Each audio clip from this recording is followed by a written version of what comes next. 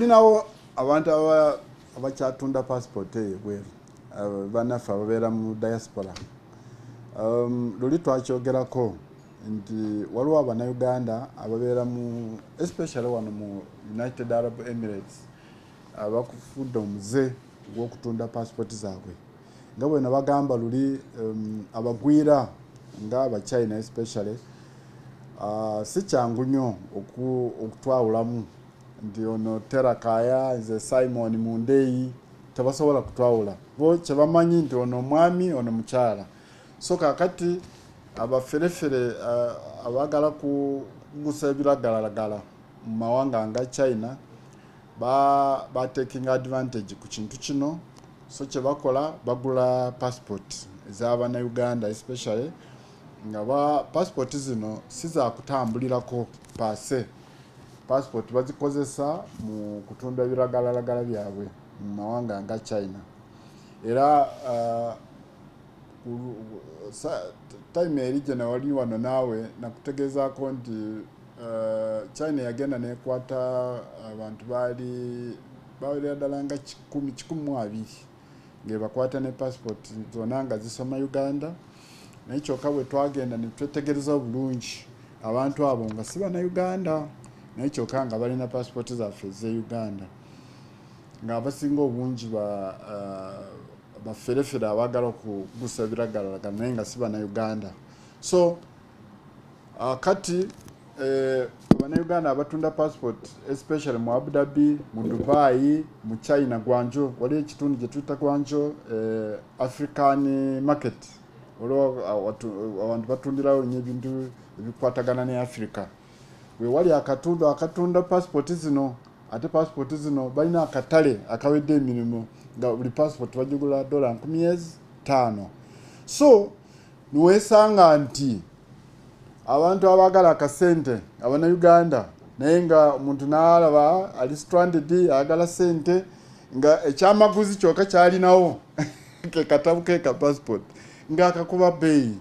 Amala okakuba bbeeyi nga amala addukira ku embassy aja kwemasa atandiza okulajana nage passport yange yambulako njagala kugiza bujja njagala kukola replacement ogenda okulaba ate nga tuzizaawo passport empya ate kyokka ngaeyo naye ekyali mu saturation bwe buzibu twabufuna kwe kuleetayo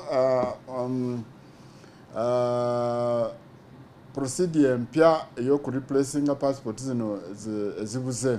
Nti kakati bw'oba oli Dubai, bw'oba oli Abu Dhabi, bw'oba oli South Africa, passport yo nekubulako kyolina okukola kwe kujja wano Uganda okugezaako okugireplacinga. Togenda ku embassy kubanga twakizuula nti abantu baali bakufudde muze nti agenda wali n'atunda passport ye ate n'adda wano ku embassy n'afuna endala.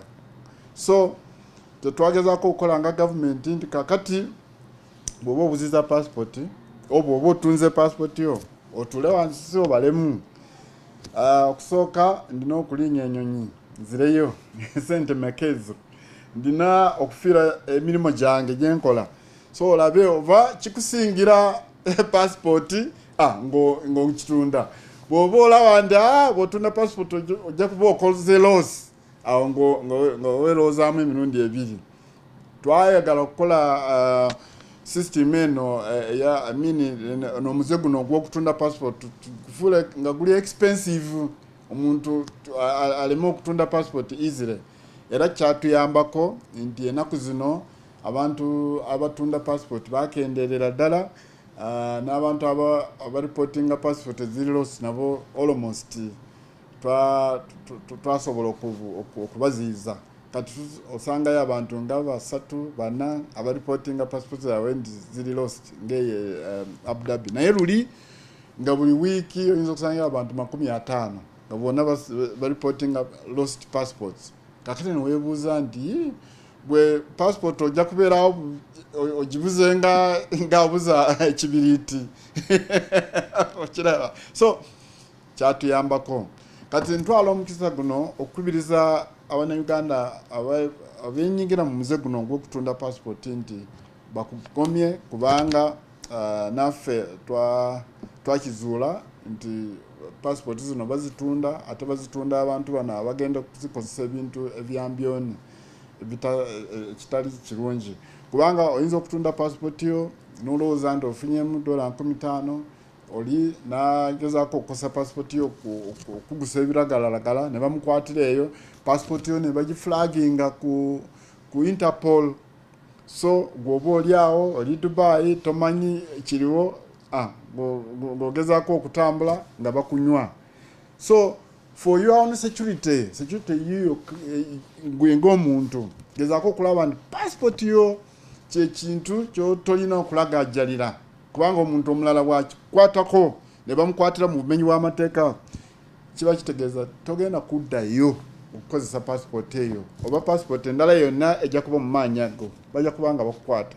Oyinza kubaawo n'ofuna olugendo okugenda China ate ogenda okutuuka China ku airport nga bakukwata nti wenyigira mu biragalaga nogamba ti situukangako China luno lwe lusoose nekyezuula nti passport yo yeyagendayo passport gye watunda omuntu ono omukyamu akuguse ebiragalagala yeyakitambuza n'agitwalayo.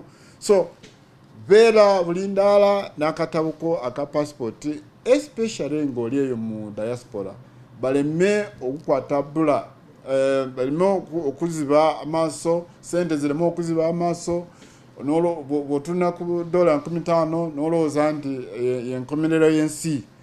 Beera bulindaala akatabuko ka passport kakubeere ku kido buli kaseera oleme okukozesebwa mu bumenyi bw'amateeka kubanga ejja kuba kuleetedde obuzibu bw'amaanyi nnyo.